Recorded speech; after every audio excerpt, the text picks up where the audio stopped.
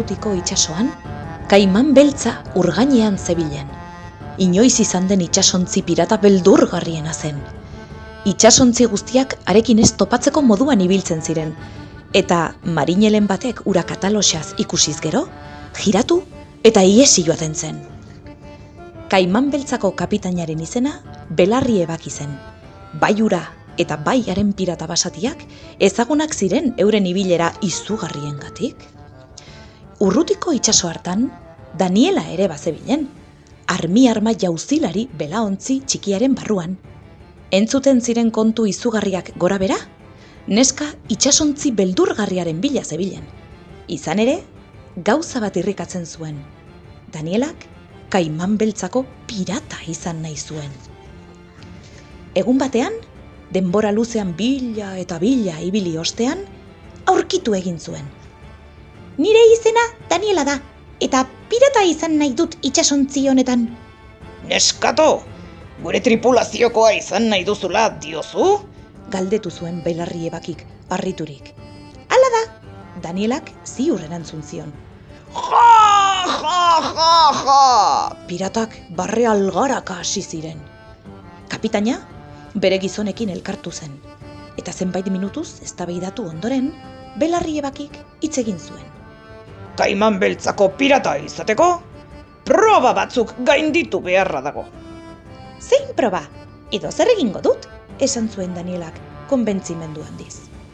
Pirata izateko lehen proba, arrainak eskubeteka harrapatzea da.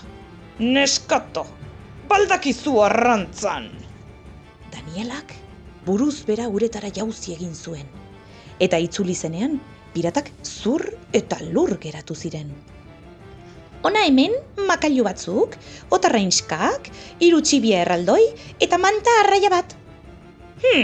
Ez dago gaizki. Onartu zuen Belarri Ebakik. Pirata izateko bigarren proba, aritza bezain sendo agertzea da. Neskato, indartsua altzara. Danielak orduan, altxor kutxa astuna altxatu, eta hankak tolesten hasi zen. Piratek, harri-harri eginda begiratzen zioten. 1, 2, 3, 4, 5, 6, 20, 100! 100! Nahikoa da! Oiukatu zuen Belarri Ebakik. Pirata izateko 3. proba, tximistaren pare korrika egitea da. Neskato, arina altzara. Daniela, itsasontzi gainean ziztu bizian ibili zen. Laster berriro gelditu zen pirata harrituen aurrean. Begira, begi bakarraren txaplata, loroaren luma bat, eta urrezko txanpon bat ekarri dizkizut. Oso garin ibili naizenez, inor ere ez da konturatu. Itzuli nire txanpona! Esan zion Belarri Ebakik haserre. Pirata izateko 4. proba, sugea bezain isila izatea da. Neskato, isila altzara.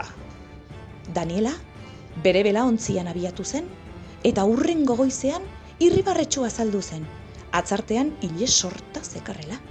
Piratek, sinetsi ezinik begiak igurtzi zituzten.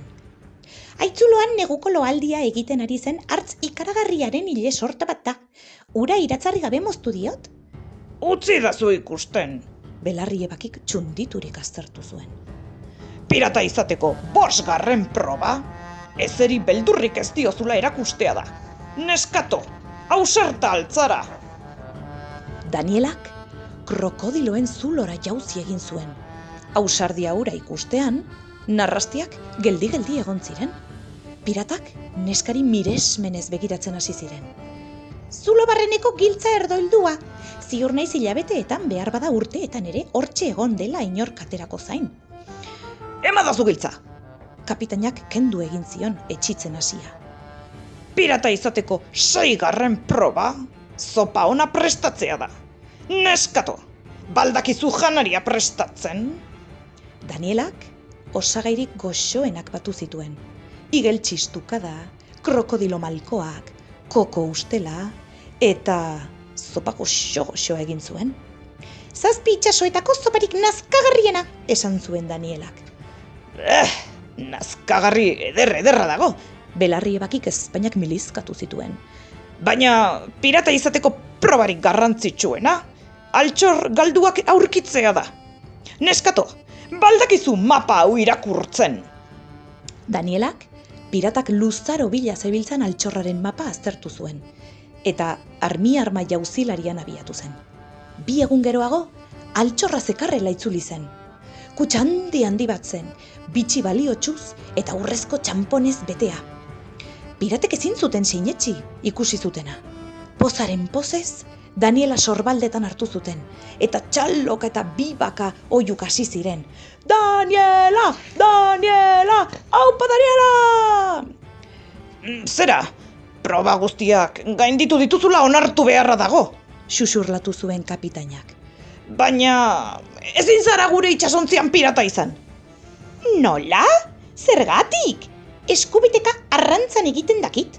Aritza bezain sendoa naiz, tximista bezain ranina, sugeak bezain isila, ausarta, janari txarra egiten dut, eta altxor galduak aurkitzen ditut. Egin behar den guztia egiten dakit. Oso simplea da, Esan zuen Belarriebakik. ezinbesteko bete beharra faltaz daizu. Ezin zara pirata izan, neska zarelako, eta itsasontzi honetan mutilak bakarrik onartzen ditugu.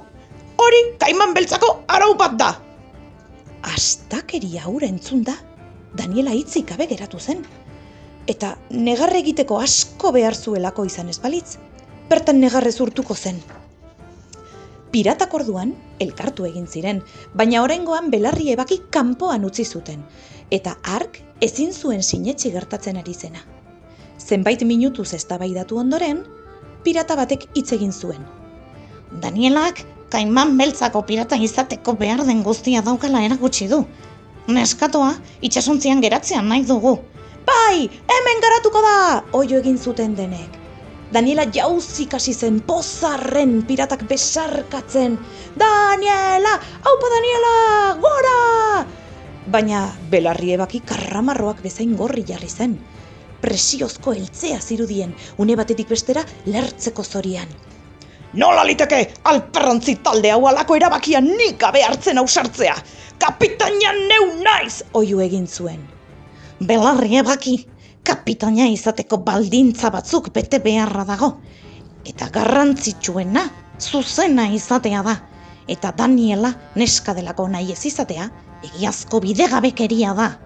Zuk alde egitea nahi dugu! Oiukatu zuten denek. Eta Belarriebaki joan egin zen, eta inoiz ez zuten haren berririk izan. Eta kaiman beltzak mundua zeharkatu zuen. Diotenez, itsasontziak harekin ez topatzeko moduan ibiltzen ziren, eta marinelen batek ura katalosaz ikusiz gero, jiratu eta iesi joaten zen. Guztiek zekiten kaiman beltzako kapitania jadanik etzela Belarriebaki, Daniela pirata baizik.